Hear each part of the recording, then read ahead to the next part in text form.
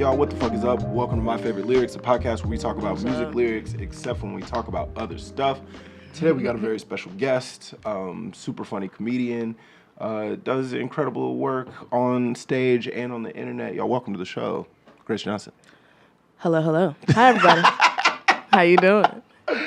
Grace, thank you for being here. I'm so excited. We're about to nerd out crazy. Yeah, I'm feel excited. You were just giving me a little breakdown of what you're gonna be talking about, and absolutely. I was like, oh, you're kind of playing 3D chess here. Absolutely. Like you've connected dots that I don't think that many people probably have. I want the people to understand that I came up musically in like the OK Player chat rooms. Of course. Like those are the people I was arguing with. You was deep in there. What kind of arguments were you having? Oh, all types. All types.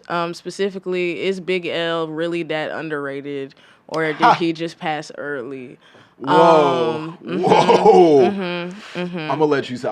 That's not something I'm gonna say publicly because I'm not ready for what's. Is Slug the better white rapper than Eminem? Slug? Yeah. Who is Slug? These are the things. Who is Slug? I've never even heard about Slug. These were the first, you know how women online be like, oh, the anime niggas is like, they always try to check you and your pedigree. Sure. Yes. The Star Wars guys. This was the first iteration of them. It was like, I've collected vinyl since I was in diaper. Dumb niggas. Yes, that's Slug. Slug? And Slug is a very, very good MC. I don't doubt that, but... He's a very, very good MC. But so was Eminem for a time. And these are the arguments that you will see in the OK Player backrooms. Can I ask you, as somebody who's completely unfamiliar with Slug, who's from Minneapolis, apparently, as somebody who's unfamiliar with Slug, can you tell me kind of what he had going on? How would you? In the way you would break down a Lupe Fiasco bar, he would do the triple entendre, quadruple, Oh, he was from Atmosphere. Very much so. Oh, he was one half of Atmosphere. Okay, I was familiar with Atmosphere. Yes, so he was famous for that, and he was that type of dude lyrically. Okay. So people were like, well, you got to give him his due. And you see, once a dude put hands on the table, that's the most important thing. Yeah. Once they get their hands close to the... Right there. Once they start hitting one of those movements. But I got there because, I don't know, musically, I was 13 when I became, a music nerd for real. And Neo Soul was, my big thing. It was huge for me. Can I ask you a question, Grace? Please. Did you ever have, a knit beanie? Did you ever have one of those crochet hats with a small brim? Did you ever have that going on? I want you to understand that I did. Yeah. I did rock the Talib Kweli. Yeah. Yes. Yeah. When Get By came out. Yeah. When Nina Simone go ha ha ha. Yeah. Yum, yum, yum. Exactly. I was like, no, whatever she's saying, it's speaking to me specifically. Yeah. I also used to, I had a fake ID, and guess what I had the fake ID for? To go to slam poetry? Actually, yes. Yeah. New Yorican Poets Cafe. New Yorican? We speak your name. Absolutely. Where was that in the city? No, that's a Lower East Side, if I'm not mistaken. Okay. Over by where Pianos was at. Got you. And now watch it not even be over there. But yes, I was over at these spots. I remember sneaking away from home because we were doing and going to Black Lily, and it was that type of stuff. Okay, my binder in middle school, I had Amel LaRue lyrics on one side and India Reed lyrics on the other side. That's the person I still am, actually. Whoa, how much wooden jewelry did you have? I had the Jesus piece. Yeah. I had the Jesus piece from Karmaloop. I had that. That was huge. That was really fly. That hit the streets. That hit the streets it was crack. It was crazy. Yeah. I almost got suspended from school because I brought in Joe Scott poetry that was nasty. Yeah. When our English teacher said you could bring in any poem that you want. I think the general public who's aware of Jill Scott doesn't know how many she's horny, and I don't think people are aware of how horny she is on the tracks. As fuck, Yeah. and that's exactly what I want to talk about today. Let's go ahead. How horny Jill Scott is, Yeah. and how she is the perfect, I think, midpoint between everybody who tries to have the argument that pussy rap is wrong, Right. and everybody should try and be like India Reed. Yeah. No, there is Jill Scott. She is the midpoint of all of that. It's true, because she is very much She's very much like alternative soaps. You know what Fully. I'm, and like special oils that you got to get from like an African guy. And she's lighting that incense so that she could fuck the shit out of that she man. She can get her back blown fully by a Philadelphia area man. Absolutely. His beard, she'll have him in beard oils. Come on, his beard moisturized, glimmering. From what though? I can't. Exactly. And who's to say? Exactly. Who's to say? Is it oils? Hey, it's some type of oils. Exactly. Something is getting moisturized in that man's beard. Yo, you go to Jill Scott's house, you gonna leave something drenched. Absolutely. Something's gonna be drenched one way or another. Is it the way you love me, baby? Wow. Exactly. So I'm just saying, she exists, and people be always trying to like pit women against each other. They do. But she understands that is how you be a fully integrated person. Yeah. Every part of that expression of self is holy and is wonderful. That's and true. You should be all of it. You can contain all of it. Multitudes, if you will. I would say the people who are anti-pussy rap though would say that like they would say that like if Jill Scott's giving you a full picture, that the pussy rap girls are only giving you half the picture. That's what they would say. They would say that, yes. And they're not listening with their spiritual ears. I hear you. Absolutely. Who are because I don't picture you to be, and I don't know exactly what you're listening to, but just based on your spoken word past and your wooden bracelet past, I don't take you to be a pussy rap music listener. And that's where people are wrong. Okay. You see, the afro hides the secret.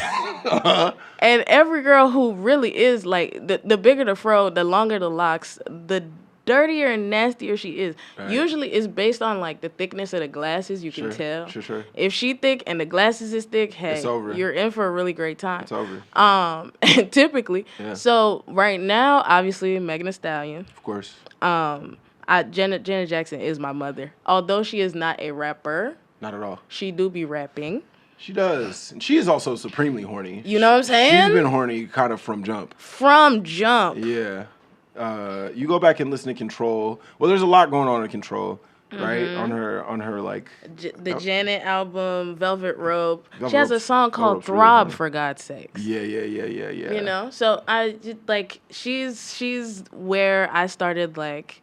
I remember watching her behind the music for the Velvet Rope album. Really sexy album. Very, very sexy album. And I watched that. And then I watched the behind the music for another album of hers where she had the dudes on stage and they were like... Oh, sure. When she had them like tied up. Come on. And she was like twerking on them and stuff like Absolutely. that. Yeah, I guess not really twerking. She was kind of like... She really just blew on bro's neck and he was like... Which, fair. Also, it's like he's on stage. He's never been on stage before. No, he's not. On stage. There's fucking 3,000 people in the crowd. He's chained up. It's a lot going on to his senses. That's what I'm saying. And do you know how empowering she had to have been for him to just be like, actually, fuck y'all. Yeah. I'm actually gonna be the horniest dude right now, and it's totally fine because it was so sex positive and it was so beautiful. And they found him years later, and he was still like, yeah, no, stand behind it. Greatest moment of my life. If she want to do it again, I'll do it again. Well, because everybody wants to laugh at that man. Everybody wants to, but it's like you ain't never been in that situation. No, you ain't never been tied up by a leather strap. You ain't ever been leather strapped with your wrist down in fucking Thailand or wherever they were. Think about it. You know what I'm saying? Take a second. Ding. You in the stadium where the fucking Giants play. You in the stadium in New Jersey where the New York Giants play. You got leather attached to your wrists, and a pop star's blowing on your neck. You gonna act a little different because you're in a different type of environment. At least somebody winning in that stadium. You know what I mean? Yeah, I say at least it wasn't the Jets. Sure, it's never been the Jets. It's never gonna be the Jets. Aaron Rodgers, guys. Yeah. Aaron Rodgers. It's never worked, and the front office. I just want y'all to know that was crazy that y'all did that. Hey, but they got Geno Smith, so now everything's gonna be fine. I'm praying. I'm really hoping and praying. No, it's not gonna be fine. No, it's not. There's a video. My buddy Justin is a big Jets fan, and he sent me this video of this kid. This kid's like 12, and they asked him like the Jets just lost, and like some like social media person was just like, hey, how are you feeling about this one? The kid just goes, I'm a Jets fan, and I've been one my whole life, and I'll always be a Jets fan. But I hate this team. I hate this team. All they do is make me sad. All they do is let me down. I I hate them. Do you know how really bad at this whole sports thing you got to be for a 12-year-old to have already given up hope? You know what I'm saying? He's got his whole life ahead of him in every sense. And, it's just not going to be that. He's like, I can tell the rest of it's going to be bad you know, in this way. He's 12 and he's acting like a resigned husband who's just like, this is what my marriage is going to be. Yeah. It's sexless and it's fine. And she's frigid and cold. He's like, I got to keep working so we can like redo the kitchen. Absolutely. But none of it's going to be enough. Not at all. It never is for Muriel. It never is. Okay, so you're trying to bridge the gap, and you're trying to like stop the negative discourse around the pop and pussy girl rap. You need both of it, and honestly, if you listen with your spiritual ears, that also is just as holy and should be as reverenced as the stuff that sounds more like incense and cocoa butter. I would have to agree with you. It's the same stuff. I would have to agree with you. I also I lean towards the pussy popping end of rap. Like that just tends to be. Are you a bad bitch? Maybe somewhere in my spirit. I think I don't know if the bad bitch is like a huge part of what I got going on, but I do think there's a piece of bad bitch in me. I think that's fair. You know what I'm saying? I think that's fair. I like to be celebrated. I do not love men who have too much bad bitch in them. Well, and that's kind of what Drake's running into. Absolutely. You know what I'm saying? Totally is. When he cut that heart into his receding hairline, and you all with receding hairlines yourself, we're like, no, we also need hearts in there. I was like, the tables have turned tabled. And since then, all we see now is men hanging out at DJ booths. That's all we see. Yeah. We see that. Everybody. Let me say this about the Drake, the heart in his hair. Please. I'll say this. Did you do it? Absolutely not. Absolutely not. I did not do that. I was scared. And I would never. Okay. But to me, when I saw Drake do it, I was like, this makes perfect sense for him. And I actually had absolutely no problem with it. I thought it was like a cute gimmick. A moment. You know what I'm saying? And it's like in the way that it's like, but he is like an international pop star. So it's like he has leeway to do something. If you're a man who's not an international pop star, even if you're just like a working artist and you did that, I don't have any respect for you. And I think you should take a hard look in the mirror at what you've done. I think you've made some drastic mistakes in your life, and I think you need to take a hard look. I think you need to go back to the drawing board as a human being and just kind of and change just do that. Change whatever was in your spirit that told you to copy Drake's haircut. I will ask a question though. What's up? What do you think hit the streets harder hair wise? Yeah. Was it the Drake heart cut or was it Wiz Khalifa's skunk stripe? Oh, it was the Wiz joint easy. That's not even close. Cause the Wiz shit, cause that hit like kids. It was honestly everybody needed a skunk stripe. Honestly, a better comparison is what hit the streets harder: the Wiz little blonde patch in the afro, or the Odell Beckham Jr. Bleach blonde, like fucking whatever chemical he put in there. Oh, to like, that was a time. You remember when he was when they had little kids? Child who was biracial. Yeah. Every Jaden all across. Every Jaden, Waden, Frayden. Jalen, all of them. Yeah. They needed that. And it was the LaMelo Ball as well. The mohawkiness of it all. Mohawk Jesus. I don't even know what you need to do to your hair to make it do that. Burst fade. Okay. To make it like to do that. Yeah. The Bow Wow Afro sponge. Is that what did it though? In part, and then if you also put color in it, it makes it all noodly. Yeah, maybe. Okay. I guess also you maybe just need to be biracial. That also helps. Maybe you just need to have like more. I know they'd be mad when it's still you come out with 4C hair. Yeah, like, frustrated. Damn. Frustrated. Depending on the parent though, I feel like there's a type of black dad that's like. Absolutely. That's like my genes. It's LeVar Ball. Yeah.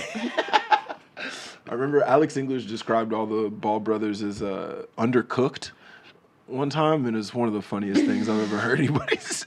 It's like all them boys look like you didn't leave them in the oven long enough. They like curl all the way over. I hear him. Yeah. I understand that. Like as told by ginger characters. Sure. Damn. Lost to the Sands of Time. Lost to the Sands of Time. That was a hit. As told by ginger. That was a hit. But all the kids were kind of ugly on that show. Absolutely. And maybe that's why I gravitated towards it, because it didn't look so like the mouths were polished. just so low. Yeah, even Ginger's like a little funky looking. She kind of is, but if they told you she was biracial, you would believe it. Sure, her dad wasn't around. No, he wasn't. So It wasn't. Who's to say? She's in my top 5 of cartoon characters that I loved. Her, Eloise, Matilda. Matilda was a cartoon? Yeah. Huh. Pippi Longstocking. Of course. Who else? Pretty much, if you had child neglect issues, I was really fucking with you. If you had a father that was kind of in and out. Daddy wasn't there. Yes. Or just like Ginger, I don't even know if they ever addressed her dad. He was just he just was gone. I remember the one episode she like won a poetry competition at school, and her dad like didn't come, but her mom sent flowers. That's nice. As if it was the dad, but her mom had to have her appendix taken out or some shit. But she knew her mom did it, so she like came to the hospital and was like, "Thank you. I know I was being a bitch to you, you know." Yeah. And I know I had to go hug my mom because you was like. Fuck, dude. Like, Mom, I love you. You're like the mom and the dad. That's why Father's Day is Mother's Day Part 2. Wait a second. I'm looking at Auto Rocket and I'm looking at As Told by Ginger. There was an era. Very similar situation. There was an era. Hold on. Otto and his sister famously no mom. Ginger and her brother famously no dad. You gotta have no mom. The only person who I could think of right now who had 2 parents was Eliza Thornberry. Tommy Pickles. Yeah. But they were all feral. Yeah. I mean, they were bad parents. They weren't fully. I mean, Eliza Thornberry literally lived in the woods, or she lived in the forest. Every day it was a lion or some shit that was finna eat your child, and y'all never knew that. Right, exactly. Her best friend was a monkey. And her little brother acted like a monkey. Fully. And nobody was addressing that. Put Donnie on the IEP. Put that boy in school. Put Donnie on the IEP. Early intervention for Donnie. No, he's not supposed to do that. This is why the outcomes for kids with special needs be different across racial lines. Okay? Because a black mom would be like, and sit in that chair. Sure. You know? You can't be right. Get off the top of the car. Why are you swinging on it? Why are you swinging on the car? Put Donnie in early intervention. Get him some help. Yeah, they didn't do nothing about it. Pop. The nigga scatting. He's scatting and swinging around on vines. Yeah, and everybody's like, no, that's just how he be. That's just Donnie, bro. And the monkey, the only one with sense. Yeah, of course. Oh, because wasn't it the monkey had like a British accent? Fully. Is that correct? Yeah. The monkey was like, could they understand what the monkey was saying? No, only she could. Oh, I see. Classic cartoon logic. Absolutely. Only she could. That's why we didn't even check to see why he was British. Nobody cared. Also, his hair is fully locked. And nobody cared. That's white neglect. Nobody cared. That's white neglect. And then they had the oldest sister stuck in that RV camper. Oh, because she was like the cool girl. Yeah. She was like big sister. She had that Aaliyah bang. Yeah, she looked kind of fly. Back, but for real.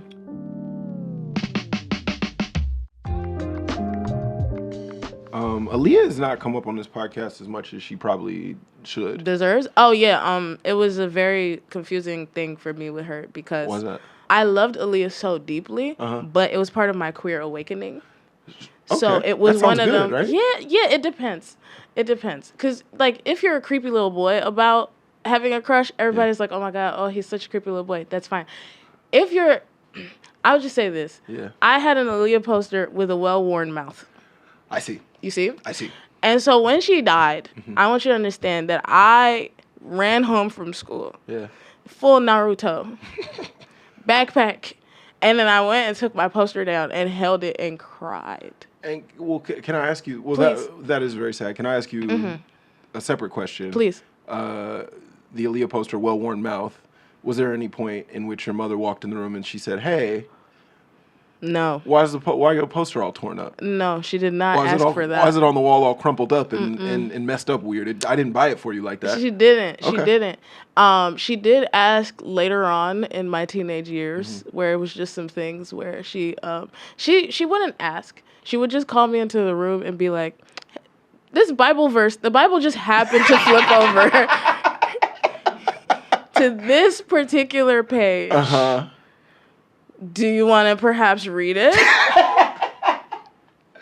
Honestly, that's like maybe the sweetest form of parental homophobia. Absolutely. You know what I'm saying? Where they're just like, hey, like, there's some words here. Maybe you could take a look at them. If you don't want to, And then she would have amnesia that she had done it. Of course. So one time she called me back in the room for the same thing, and the passage had already been highlighted. And I was like, well, babe, we've talked about it. We've discussed this. We have. It's well worn. I agree. Man shall not lie with man as with woman. You should not do that. Sure. Because why should a man be comfortable? Right, of course. You can't be relaxing like that. No, you need AC and a fan, bitch. You should have been in war. Normandy needs you, bitch. Go there. Sleep in the trench. So, we have so deviated, and I knew that would happen. That's part of the show. Absolutely. That just sort of happens. Can I ask you just out of curiosity, as a Queens native, what's your relationship with 50 Cent? Because I feel like you got some thoughts. He is also a Cancer man. Yes, and I am a Cancer, so it's one of those. Oh, you too. Wonderful. Carmen is as well. She just had a birthday. Oh, yay. So we have, I have to respect his moments of petty. Of which there are many. You know what I'm saying? And my personal favorite was the buying the first 3 rows at the Ja Rule concert. I don't think I could have come up with that, but I'm so happy someone did. Yeah. I love the taking it to hell completely. Yeah. I do love that. I also love like a Hatfields and McCoy's like level type beef. Like, right, where it's kind of generational. This goes on for. I'm raising people to hate you. Yes. Yeah. I love that about him. I also I don't know. I think I met him once on the Coliseum block, which is the spot in Queens where rappers used to come to like break new music. Okay. So just like outside? It like there would be record stores on this whole block where the Coliseum Mall was. Okay. So they would come like to do giveaways or like just hang out or whatever. So G Unit would pop up sometimes. Nicki Minaj would pop up sometimes. Like Waka Flocka was there too. Well, I know he had it going crazy. Yeah, so it was a... Oh, damn, this mall's closed now. It is closed. Okay. Gentrification. Of course. But yeah, that was like, you know, being from that neighborhood and that being part of the lore is very, very like... It's prevalent. It's funny. New York, growing up here seems so fly because you could just be like, oh yeah, like 50 Cent just goes to the mall that I go to. Like he does. You know? And he just shows up there and like plays new music. It also has so much things that I tell people my childhood memories and they go, oh my God, no. Yeah. That wasn't supposed to happen. Because y'all just, New York City kids just get let loose like quick. Y'all are just like, it would bug me out when I first moved here. Like in the summertime, you'll just see a gang, like a pack of like 10-year-olds just running around in a way that it's like on the train. They're on the subway and I'm just like, y'all don't, nobody's gonna tell, y'all don't gotta be, there's no supervision. I would cut school just to go watch TRL. Yeah. Because I liked who was on the show that day. Whoa, and would you come and you'd watch from like down below? Because I didn't want my mama to see me on TRL. My mama didn't watch goddamn TRL. No, she wasn't gonna catch that. She'd be at work. Exactly. And then I would come home like I was at school the whole day. TRL, Judge Judy. And then there was a bus that would take you, I think, from Times Square to Connecticut to go see like Jerry Springer. So to like Stamford, Connecticut. Yeah. Did you do that? I have a fake ID and a student Metro card. The world is my oyster. I do. I really love the fact that it's some kids are like skipping school to like smoke weed and like that too. Do like inhalants and shit like that. And like smoke weed and get drunk and shit like that, and you're like, oh no, I'm gonna go watch Jerry Springer and do slam poetry. Why not? Were you ever performing at the slam poetry events? I had the balls to do it once. Okay. And it was such a terrible poem about unrequited love. Of course. And yes. You gotta write a poem about unrequited love. You have to. Yeah. And then I wrote it, and then I did it was like an open mic, and then I did it, and I was like. And you never got back? No. To it? No, never. Stand up is the closest that I have gotten to that need for someone else to validate my emotions. Yeah, there's a lot of that going on. So much. Do you remember any of the slam poem that you did? Oh. No. You're also the second person we've had on this podcast who did some slam fairly poetry recently who has discussed having slam poetry in their past. Absolutely. Antonio also. Oh.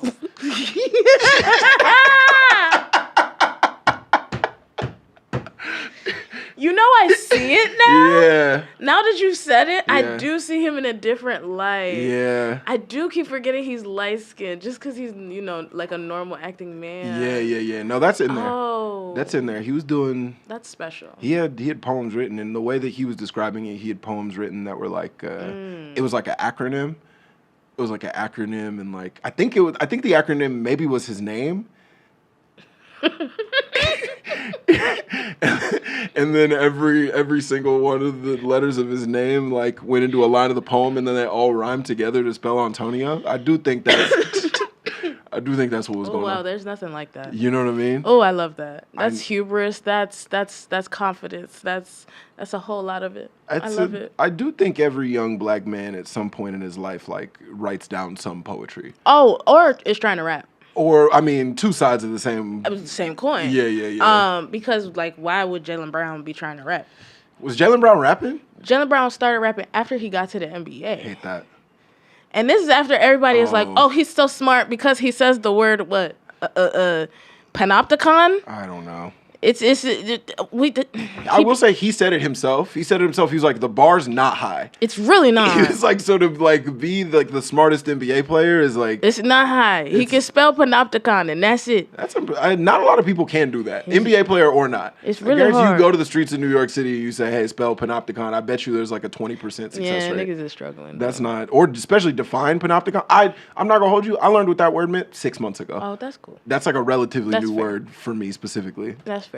It's just a circular prison where you can watch people and you are watched. AKA manhood is a panopticon. It is. Because you all police each other and want to make sure that each other is not wiping your butts. I found that out. It's it's a prison. Yeah, but you're like in the cell holding the key. Yeah. You could walk out. Yeah, but many won't. No. I saw a dude post on Threads that was like, do y'all think it's feminine to hold one of them fans that the women got at the club? Right, sure. The mechanical fan. And he was like, and then it was niggas in the comments just arguing about whether that is bad, is too bad, bitch, or not. And I was like, nigga, the climate does not care if you are a man or not. Earth is trying to boil all of us. It wants us in a seafood boil. Bro, if you let the internet tell it, an adult man can't do anything. They can't do anything except for like punch somebody and shoot a basketball. That's the only stuff that's like for men to do. Anytime Absolutely. It's like, oh, you can't wish another man happy birthday. You can't. Cakes and candles, my nigga. Cakes and candles. You can't wish another man happy birthday. You can't. You certainly can't have a hot dog or anything that could be perceived. And you know what? I'm eating the hot dog. Did you see? I'm gonna eat the glizz. I'm glizz down. Did you see the nigga that emptied out the kielbasa into flatbread so he could eat that? It's disgusting what's going on. I've never seen nothing like that. You can't have a birthday. You can't wear like a coat. You know, like monkeys eat more bananas than all of us. Sure. They're not policing each other on whether nigga that's gay. No, if anything they're saying, man, that looked like a tasty banana. I wish I had one of those as well. And then they fight each other for the fucking banana. Yeah. That's how you should do that. It's a prison. Yeah. I think oftentimes about like being a little kid and like I was just having this discussion the other day. I just watched this movie called Dee Dee, which is just like a coming of age movie about this like little like Asian kid in the Bay. And with bro from Walking Dead and he voices Invincible. I think so. Yeah, maybe. And it's set in like 2008. And it's like a teenage boy in 2008, which is also when I was a teenage boy. And I was watching and I was like, oh, this is really like the whole movie's just like embarrassment and violence. And I was like, oh, that is what it feels like to be a teenage boy. It's all just like being really scared that people aren't gonna like you and being like the like razor's edge you walk between like being on the right side of being a boy and the wrong side is like thin. It's so thin. It's real thin. And the whole movie is him just like getting on the right side of it a little bit and then being like, no. And missing it.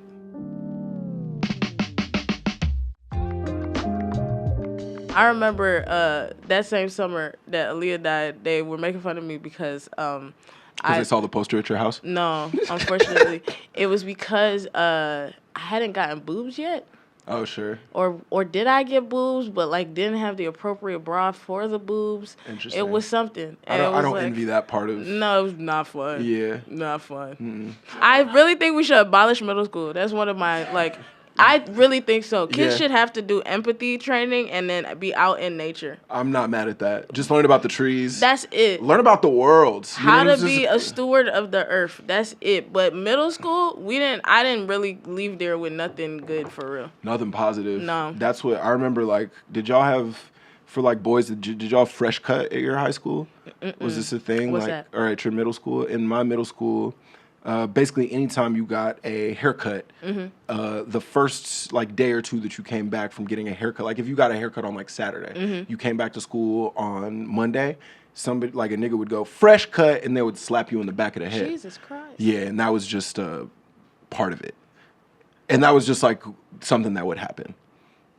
And you would be walking around feeling like you had to simultaneously feel good about how good your crispy new haircut looked, and also you had to have your head on a swivel because you could be like, oh, somebody could hurt me right now. No, we had they did punch buggy, and then I'm forgetting the sexual harassment one, which was if you were thick like I was, a dude would just come and smack your ass and run away. Of course, yes.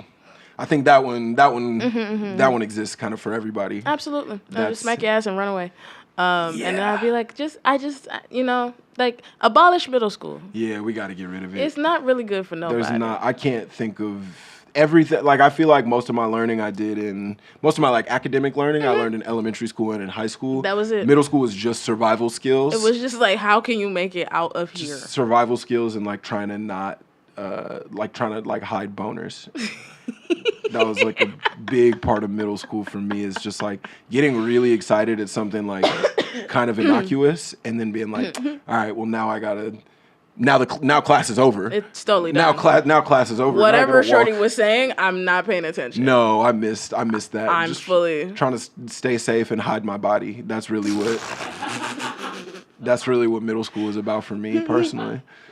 Grace. Yes. You brought us some lyrics today. I did. You brought us some lyrics. I mean, you brought us a whole song.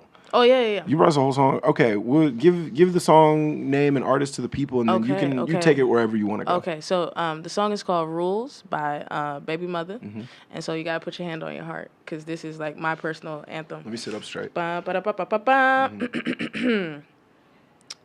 You can't get your pussy to a nigga who not used to getting pussy, because your pussy gonna be everybody business. You can't sell dope to these niggas because they broke and they snitching, because got these niggas busting shots up in your business. You can't get your pussy to a nigga who not used to getting pussy, because your pussy gonna be everybody business. You can't break bread with these niggas, give head to these niggas. They ungrateful, little mama, that's bad for business. And everything she said, I try my best to live by it. Sure. Cause, come on, have you ever actually just? Oh God, this is what they should teach in middle school. You should do this right after the Pledge of Allegiance. Absolutely, the girls should have to talk about that, and it's specifically the first the chorus. I think it's really cool and really subversive. Like, to me, she has like a bit of a darker take she has on her pussy rap, but it really is like about body reclamation, if we're talking about it, and owning your shit and who you can share your body with. Sure. And who's deserving of being able to be all up in your, splash waterfalls and shit. Of course. And I love it, which is why I always love Ludacris as a rapper, because big, hey, I only want to be there if you want me there, baby. Sure. And how can I make you want me to be there type of dude. Of course. But yes, I think this song, and it's why I think like pussy rap is the part of hip hop, or the genre within hip hop, that is still in conversation with like the subversive nature of like the juke joints and stuff that was going on in those spaces in the Black American South. I think the music that came out of those places, the blues, all of it was about talking about their lived experiences, but also lived experiences in a way that was painting a picture about the oppression that they were living under. And right here, we're talking about a woman who, she's a Black woman. Yeah. I'm a Black woman. We have certain oppressions that we live under. I've heard about it. And, you might have. There is a book or two. Yeah. I'm familiar with a little bit of what's going on. There is a book or two about that. Yeah. And so I love the lyric because it's the first thing that's out the gate. Yeah. The verse, she goes in and it's more narrative and everything, but this is a declarative statement about how you should be with your body. She's not saying don't fuck. No, not at all. She's just saying be mindful who you fuck. Yeah, and she's not really even trying to police it. She's not, there's no like, it's not even puritanical. It's not like, oh, don't give pussy out. It's just like, hey, just when you do decide to give some pussy out, don't give it to a nigga that's not getting no pussy. Absolutely. Yeah. And you actually want somebody who values what he's receiving. Mm-hmm. And I really, really like that song for that reason. Also, Megan Thee Stallions, you know, I'm running through a nigga house like the Tomb Raider. Like they're the ones that come with the punchlines. Yeah. It's jokey. Yeah. It's fun. It's declarative statements about what the fuck you gonna do with your body. Yeah. This is like Trina was that. Of course. Who else? Like we could go forever about women who have done this. Trina, with their Lil' music. Kim. Absolutely. You know, pussy rap pioneer. Exactly. Mm-hmm. And all of this happened for me, I would say. Like, I got into more Southern hip-hop because my brother was a RA at college, and he went to Howard. And someone left the iPod, and he sent that iPod home to me. That's fly. And DC kind of like, DC is like the bridge. Melting pot. It's the bridge between the North and the South. Absolutely. Yeah. And I got that iPod, and then I was just listening to everything. That's when I found, like, Houston, like Screwed and Chopped, and that really resonated with New Yorkers. Kind of did when it got A$AP Rocky loved it so much he made it like his whole thing. His whole fucking thing. Yeah. And then people feeling like they had to go to the South to really get to the soul of what music was at the time. 106. I feel like there's a pipeline between Atlanta and New York. Mm-hmm. I feel like there's a cultural exchange that's happening there. Fly ass nigga central, just in the ways that fly ass niggerdom, can would exist. Be. Absolutely.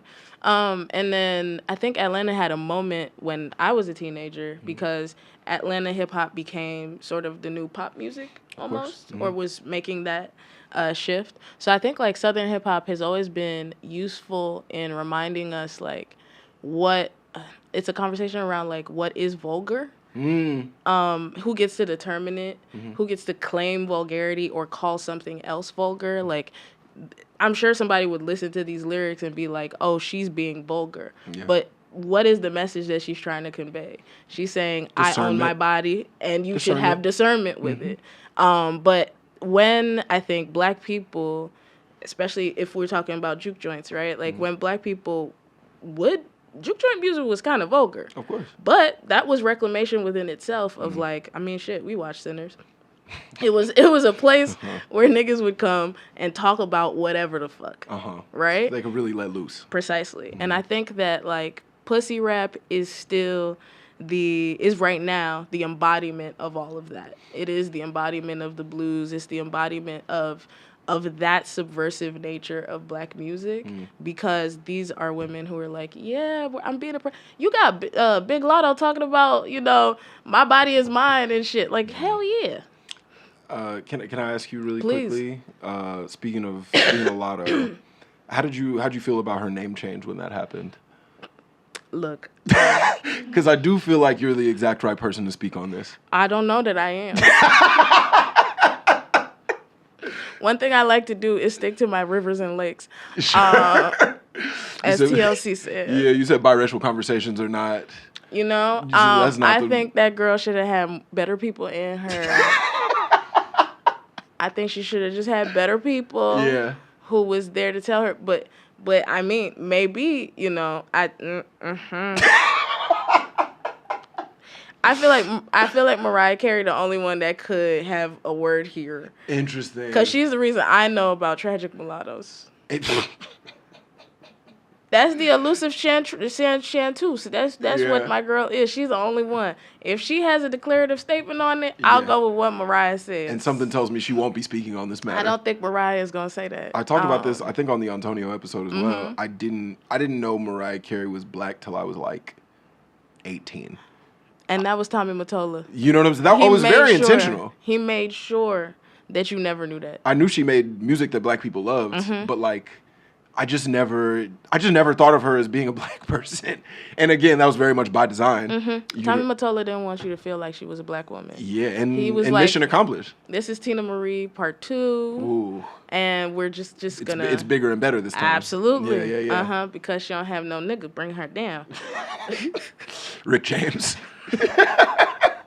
I rewatched them at the BET Awards singing across the room to each other. Come on. The coke was pure. Fully. Uncut. Yeah. Uncut. And that is a shade of love. It's a type of love for sure. It's a hood love. You know what I'm saying? Absolutely. Where it's like it's very destructive, but like incredibly passionate. You know, your uncle who's 58, who has braids still. Yeah, exactly. Yeah, and he finally wants to make an honest woman out of that lady that he's been bringing to every family function for 26 years. Yeah, the lady that he has like 3 kids with. Without a doubt. He has 3 kids with, but they live separate. Absolutely. Yeah. But she doesn't want to be the special friend anymore. No, she's ready to. Now that they're about to turn 60. She knows. Now she's like, okay, we gotta do something. Absolutely. And shout out to that uncle. Have you ever seen Scottie Pippen with his hair braided? I did. And Larsa, you did something to that man. He now has a 23-year-old girlfriend. Of course. Larsa. Oh wait, these ones actually look kind of clean. Oh, I'll say these kind of look kind of clean. These ones. Oh, merciful Jesus. Oh Lord. Rodman to me is the most interesting bull though. Well, sure. Do you know how many times like our entire American diplomacy hinged on Dennis Rodman? On Dennis fucking Rodman. How would you say he did? Honestly, him and John Kerry are on the same level. We could have thrown him to some other stuff and just seen what would have happened. Just put Dennis Rodman in it. Just put him in there. Send Dennis Rodman to Ukraine. Let's see. Let's see what would happen. And this is the thing about Dennis. He would go. Oh, he's going. He's taking a trip. His hubris is enough that he feels like he could really bring peace to the Middle East. To send him there. Let's see. He's everywhere except for where his kids are. Him, Celine Dion, and Dolly Parton, I really think could do something in the world if we could just unleash them like Captain Planet. I think you're onto something. The way we niggas love Celine Dion. That's true. I wasn't aware of like how much black people love Celine Dion until I moved here. It's like Caribbean people specifically. Caribbean people, African people, they love Dolly Parton. Yeah. But that Celine, oh man. It's special. Yes. In Nigeria, there's a joke that they call her Celine Edion. I didn't know about this. Yeah. She popping in Nigeria? We love Celine Dion. I did not know this. There's people who don't speak English but can sing you the power of love. I mean, that's just, a bop is a bop. Fully. Yeah. But she's a force, and I just think if we just send Dolly Parton, send Dennis Rodman. Interesting. They could have done a little bit more than whatever this diplomacy situation we got going right now. Well, it's not going well as it stands. Send them and then take Trump phone. Take Trump away. Just take his phone away for like 2 weeks. Let's see what they could do for real. They need to give him like an hour of phone time, like a day. And be like, hey man, okay. Or like a phone that's not hooked up to the Wi-Fi. Sure, like when you give like your little cousin the controller. Exactly. And you're like, hey, you're playing. No, that's you right there. You're playing. Yeah, look, okay, that's your car. Yeah, you doing Send it. him some shit. Yeah. But then I feel like it'll be more like evil niggas that would be in charge too. So I don't know if incompetence or evil is worse. It's a tough balance. It really is. Wait, while I still got you, didn't you say you have a theory about Justin Timberlake you wanted to? Oh, I do. Let the people know. I mean, people do know this. This has been discussed, but I do think that, as we know, the Justified album was supposed to go. Most of those songs, Pharrell had Michael Jackson in mind for them. Mm-hmm. He did, and so if Michael had just done the album, Janet's Super Bowl mishap. Whoa. Could have been avoided. And I told you I'm a Janet stan. Yeah. That's the only person that if she came in this room right now, I really would cry. The rest get New York apathy from me. Of course. But I love that lady so much. And it hurts me to know that Michael really could have he really could have. Her brother really could have stepped in and saved her. Because if we watch the documentary, she was about to sign a deal with Coke that was going to rival his Pepsi deal. Interesting. She was going to be like the next biggest solo artist, which is why we could say Michael and we know who we're talking about. Mm-hmm. We could say Janet and we know who we're talking about. They didn't have to be Jacksons no more. Mm-hmm. But Janet was about to be it until the Fire Nation came. Until the titty incident happened. Mm-hmm. In hindsight, I still, for the life of me, can't really understand how that ended up being like a Janet Jackson issue when it was like so clearly like Justin ripped the shit off. She was like... She was present for it. She said in the documentary, and I'm paraphrasing. I haven't seen this doc anyway. Oh, you have to. It was the joint she did with Hulu. She said that she felt she was the bigger artist, so she could take the hit. Oh, so she took that upon herself. But she forgot she was a black woman. Because she hadn't had to live like one in such a long time. You know what I'm saying? She had been up for like 25 years, so she forgot kind of the pitfalls of, you know what I'm saying? Blackness could still touch her. And the black people who were doing white slavery on Justin Timberlake were like, hey, don't fuck up the money. Yeah. Get up there and put it on that lady. Yeah. But there's a good history of like white slavery in music. Let's speak on that for a second. No, because you did just drop it as if it's something that everybody knows about. No, because there's usually a time when a white artist will come out, and then you can see the black people behind them, like Usher and Justin Bieber, or Iggy Azalea and T.I. Which I'm like, how did that pairing come together? Exactly, which is why she put that runaway slave lyric in there, and everybody was just like, who wrote it? Because you're Australian. Yeah. Which is the thing she seems to oftentimes forget. That she is... Australian. Very much so. You know, walk a mile in Louboutins. But I'm serious. I really think if Michael had just stayed and just done that album. Yeah. He might still be here. Whoa. Really. Because that would have been like... That would have popped him back off. He had some joints, though, around that time. Butterflies. Butterflies, which still goes. You Rock My World was, like, around that period of time. He still had some... He did. He had some joints, like, in the early 2000s. I just wonder. But if he had Rock Your Body... Come on. Who knows where that... But I don't know if, like... I don't know if we're hearing Rock Your Body from, like, a 40-something-year-old Michael Jackson in the same way that we was hearing it from Timberlake when he was doing it.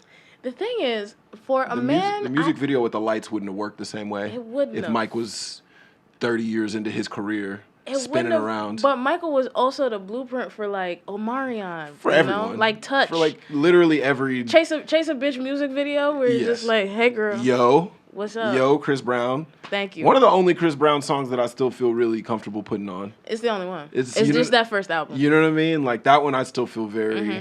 But I guess it's because... Right up until Wall to Wall. Yeah, because that's when he was pretending to be a vampire. And sometimes Deuces. Sorry. Yeah, I'm not mad at Deuces. For whatever reason, Deuces is not really getting played out. It's not. Like, that's not really coming on. It's really evergreen. But, like, I could put that on in my headphones. I'm saying, like, they're not playing Deuces, like, in the function. Oh, in the club? Yeah. Yeah, that's Wall to Wall. Yeah. Hello. Oh, wonderful. Yo is... I was doing karaoke the other day and somebody put on Yo, and I'll sing that at the top of my lungs. We have that one, and it's a time capsule song, and we're just like, we go back to the place we were when we heard that shit for the first time. Whoo! I remember. I mean, was about 5 minutes ago. Come on, I love a music video where a nigga's dancing after a woman in the street. You know, he's like spinning around like a light post. The bobblehead. Yeah, exactly. Because if I move too fast, you can't say I'm sexually harassing you. Exactly. Yo, hey, creepy niggas on the street, if you're listening, and we know that you are. Dance around. Entertain me. That's something that you're not thinking about. That's what I'm saying. You standing there all stagnant, talk about, oh, baby, where you going, da-da-da-da. God told me to tell you, no, hit a dance. Throw some shoulders in it. Bow. You know what I'm saying? If you crumped, maybe. Hey, little shorty, wait. I've been trying to say this, and I'm finally going to say this. Me and my homie Ryan Thomas, we feel this strongly. Okay. That crumping might be the haka for people from California. For black people from California. I see no error in that. It's as evocative. Sure. It's similar movements if you really think about it. When that man was doing it in front of police. Y'all, Y'all talked about him, but what if that was him tapping into something ancestral to go against oppression? And also, for those of y'all who are unaware of it, during the pandemic, everybody was going through it. Everybody was doing a lot of things. In one way or another. There was a lot happening in this world in a lot of different ways. But there was a video of a black man standing in front of a police officer just doing crump moves. And you know what I will say, for as much grief as we gave that man, ain't nobody shoot him. No violence was done towards that man whatsoever. I hope the cop just stood there. He was mystified by the power of the crump. So I'm just saying, whatever he was tapping into, maybe we might not crump it out, but we might have to dance. Shit, what Angela Davis say? She said the revolution gonna have dancing. And maybe that dance is the crumping. She didn't know that yet. She didn't know that yet because that didn't exist. Exactly. Right, but she could feel it, because she tapped into the ancestors of yesterday and tomorrow. And that's what I'm saying. Whoa. Maybe you might Dougie for freedom. Whoa. Maybe you might hit them folks. And the folks that you hitting is the police. The police.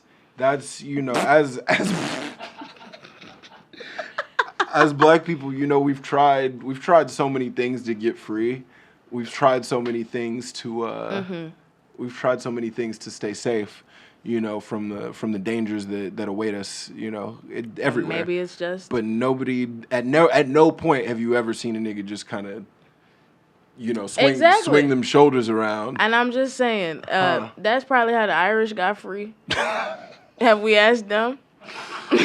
Because what was they do? They was hitting jigs. They was hitting jigs. Once you hit that river dance, they can't hold you, nigga. Yo. They can't hold you, bro. Come on, son. Yeah, dancing is the key to our freedom. That was some Celtic Gaelic shit. You done. You not enslaved no more. They not gonna leave you in there not like at all. The indentured servitude had to end. Whoa. Yeah, because they was hitting that jig crazy. That river dance. Yeah.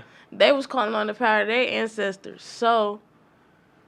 maybe some Chicago footwork. We need to reach backwards. That's the way that we connect. That's the way we connect through space and time. That's what Ryan Coogler was trying to do with that one scene in Sinners, was to show us. Right. You know what I'm saying? Next time, if I'm ever in like a hectic police situation, I'm gonna hit like a Cab Calloway sort of like. Yeah, no. You know what I'm saying? Just kind of like spin. a big band.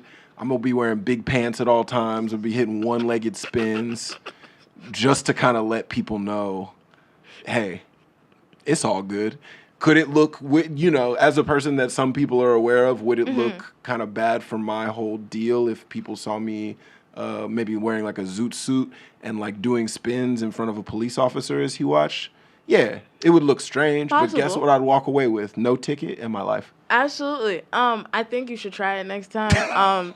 I do, but by that math, I do have to dress like that now, all of the time. And I think you should zoot suit riot right now. Have you thought about that? I hadn't considered it. Yeah, that's what the men in 2020 was trying to bring back when they said you got to wear suits to the protest. That's what you should be doing. Grace, before we get you out of here, yes, please. We got a voicemail to listen to. Let's do it.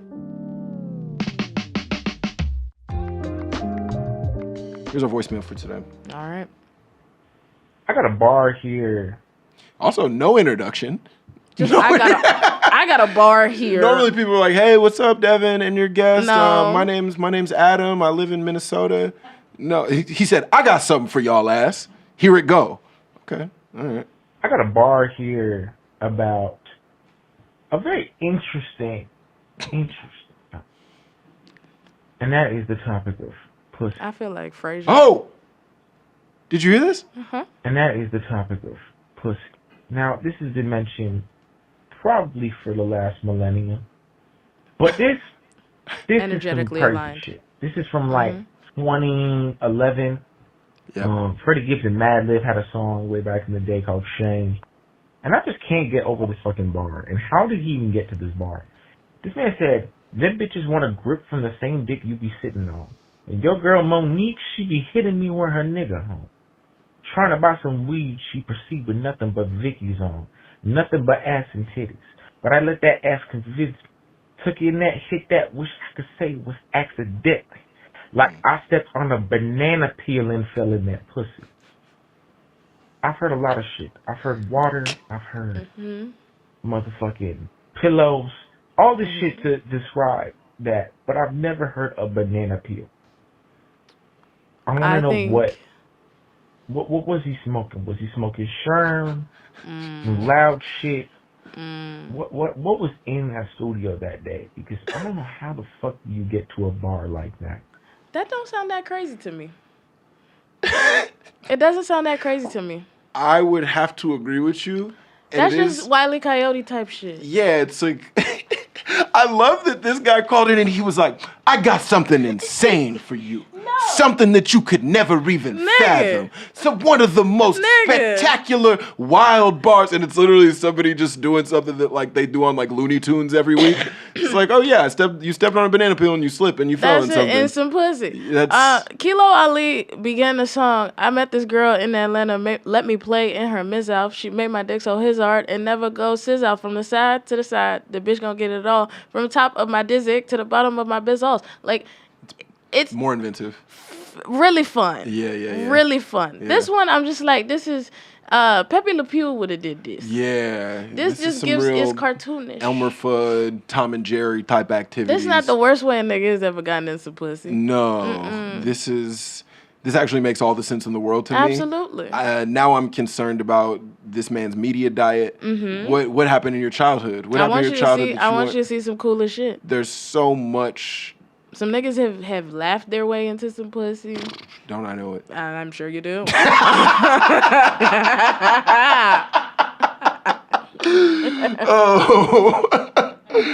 I'm sure you do. Yeah. I'm sure some niggas have just begged. Of course. Yeah, there's so much R&B music absolutely pointed in that direction. So slipping and falling into it, unless we're calling, what should we call it?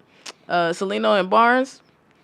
Sure. It's a slip and fall accident, and you're gonna need compensation. Absolutely, because what kind of slip pussy did you? Was it just so wet? Yeah, that you had no choice but to fall in. And also, was it a whoop? Like when it's icy out. Yeah. In the winter time, and then you just fall for 30 seconds. Yeah, that happened to me once. I stepped on a bad piece of ice, slipped, fell for at least 25 seconds, and then one of my AirPods flew out into the street.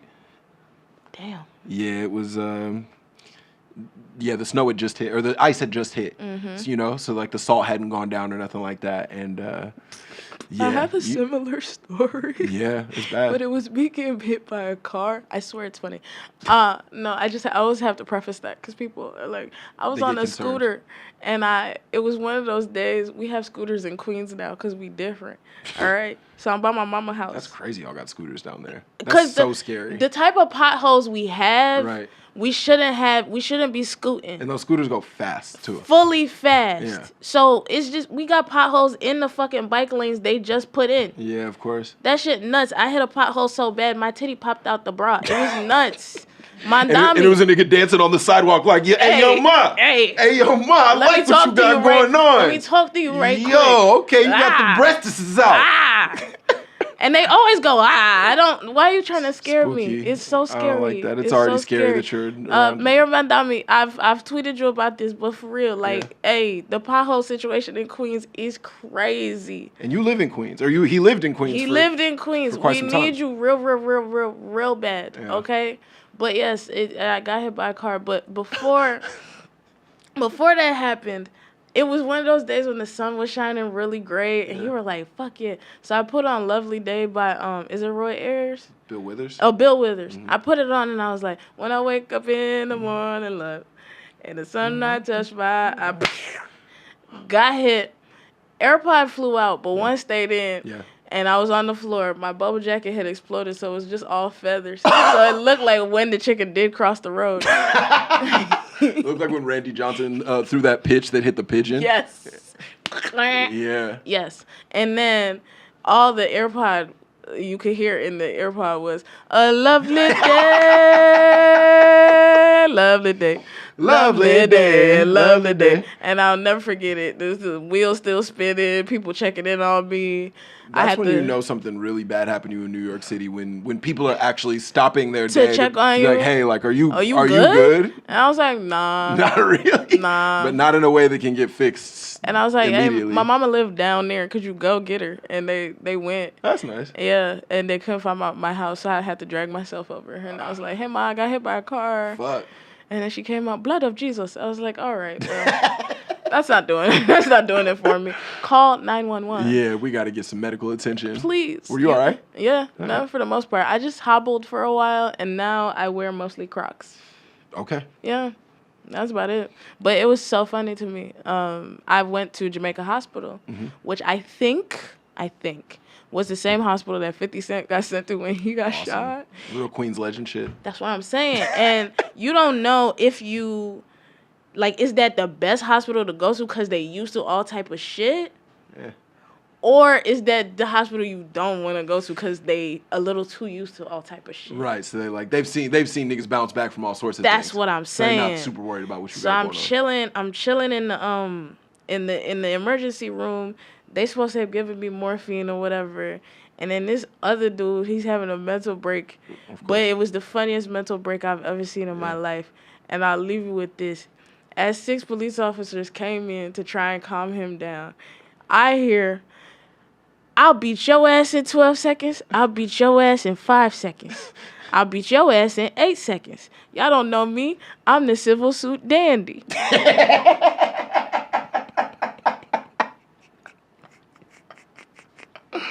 That's incredible. It's also wild. It's also, I'd feel fucked up if I was one of the cops and like he said 5 seconds yeah, on me. Yeah, exactly. It was like 20 seconds for you, 30 seconds for you. I'm pussy? 4 seconds for you. I'm pussy? Yeah, you going down in one shot. I'm pussy? It's like, well, hold on. Hold the fuck on. If I'm a cop, that makes me I am NYPD. We do whoop ass. Yeah, exactly. It's kind of our thing. If anything, that's sparking, brother, you gonna bring some brutality upon yourself. Saying? You can't be, don't be Why tempting the fuck them like I'm that. 5 seconds? Yeah, exactly. You look me up and down like I'm not a grown ass man who work for the NYPD. Come on, son. Come on. Disrespectful. Yeah. But yeah. Grace, thank you so much for pulling up. This was super fun. I'm so happy you had me on here. Do you have anything you'd like to plug for the people before you get out of here? Follow me on the gram. It is Critical Grace Theory or all the socials, whatever. And then I got a show. It's called Crank That Comedy. Next show is at Union Hall, August 28th. You can get tickets on that same Instagram place. But no, follow me on there because my career depends on it. Don't it ever. Yeah. Grace, appreciate you pulling up. Y'all go Appreciate follow you, man. Grace. So funny. And cheers. Yeah. Bye. We'll see y'all next time. My Favorite Lyrics is a production by Disco Nap. If you guys like what you hear, leave a review and tell a homie about the show. And make sure to follow us at My Favorite Lyrics Pod on all social platforms, except for Twitter. We offer that. You can learn more about this week's guest and the My Favorite Lyrics team by checking out the show's notes. And thank you to the guys that made this show happen. Executive producer, Lauren Mandel. Producer, Carmen Kerrigan. Our editor, Nicole Lyons. And yeah, that's all the people that I'm going to thank for now.